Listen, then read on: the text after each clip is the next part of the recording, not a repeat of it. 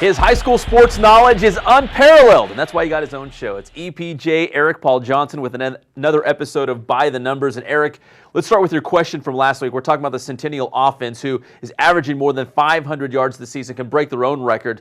But there was one other team to gain more than 500 yards per game. Yeah, Centennial right now with their monster game against Murrieta Valley last week, up their season average to 534 yards per game, which would actually set a new area record, breaking their own of 527. So the question was, who was the only other team to go 500 or more yards in a season?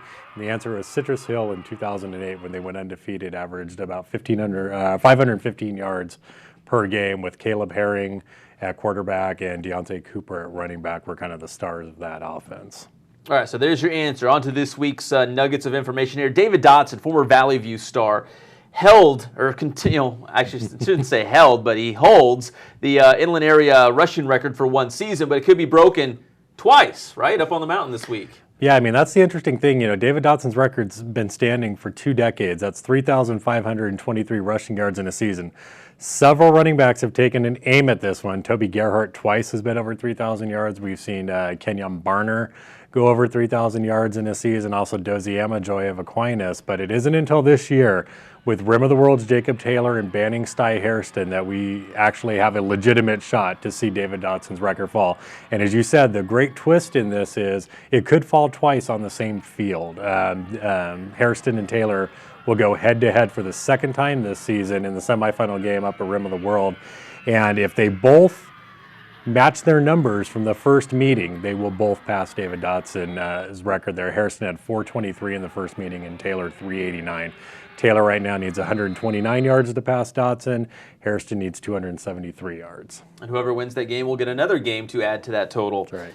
All right, if you want to crown him, crown him. You called Sty Hairston the touchdown king, and for good reason. He has the new Inland Area record, right, for touchdowns in one season. Yeah, 8 touchdowns last week against Linfield Christian, 7 rushing, 1 receiving, giving him 54 on the season. So we've seen that record fall. The previous record holders, of course, Terrell Jackson and Brandon Miner, both of Centennial, with 50. Of course, that's an 11-man record right now. Derek Burks of Riverside Christian had 60 in one season, but we do keep separate records for 11 and 8-man football. The thing here now, Hairston, with potentially 2 more games left, has a shot at the state record. He's only 10 away from Tyler Ebell of Ventura. Right now in 2000 scored 64 touchdowns, and Hairston's averaging 4.5 touchdowns a game, which puts him kind of within earshot. And given how much you expect him to carry the load, if he can get 2 more games, 10 touchdowns definitely within his reach. Hence the name, the Sty Hairston Experience. Okay, Tahquitz receiver Michael Stewart is within striking range of the single-season receptions record. Yeah, we've kind of say, earlier this year we were saying Khalil Sharp might have had a good record out of it. Tahquitz putting together its best season in school history. So Michael Stewart, I talked to a lot of people who have seen Tahquitz play this year, and we know about Jonte Price and all these. A lot of people are impressed with Michael Stewart, only a junior right now. 15 catches last week, bringing him to 86 on the season. That puts him within 10 of the area record of Adam Watson of Temecula Valley and A.J. Kemp of Palo Verde Valley out in Blythe. So right now he's averaging about 7-8 catches a game. Could potentially do that. A tough matchup this week, obviously, against Citrus Hill. He was held to 3 catches last time they played Citrus Hill, but the big interesting thing there, Ben Moreno did not play in that game, so he'll have his number 1 quarterback throwing him the ball. You got to think he'll be kind of a major focus of that offense this week. Yeah, they'll need Stewart to have a big game against the Hawks. All right, speaking of Tahquitz, they enjoyed a big playoff win against Oak Hills, and I say big, a lot of points in this one. Yeah, it's the second time we've seen a Tahquitz game this year with at least 100 points scored against Murrieta Mesa, obviously 60-47. But the 123 points combined by Oak Hills and Tahquitz, highest scoring game of the year for the Inland Area, and now the 7th highest scoring game for an 11-man game in area history. So Tahquitz getting used to these kind of shootouts, and they obviously have, the weapons that can win those types of games. They were down early and came back big time, but with Ben Moreno, Jonte Price, Michael Stewart, and even, a couple of their backups have performed well. Tahquitz, right now, the second best offense in our area numbers-wise when you look, only behind Centennial.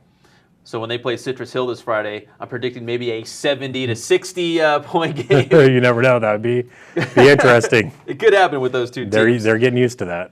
All right, Vista Murrieta. I mean, like the sun rising in the morning, you can almost guarantee these guys are always going to be in the hunt for a CIF championship. 4 straight now. They're going for 4 straight this season. Yeah, they one win away from making their 4th straight appearance at a section title game. And if they can do that, they would join a select group of inland area football teams to do that. The last team to do it, of course, was Norco, which made 3 straight title games from 2003 to 2006. They won the last 2. Bloomington won 4 straight titles from 1996 to 1999. But, you know, one of the kind of surprises in the area, you know, we don't technically cover them right now, but still within the 2-county area.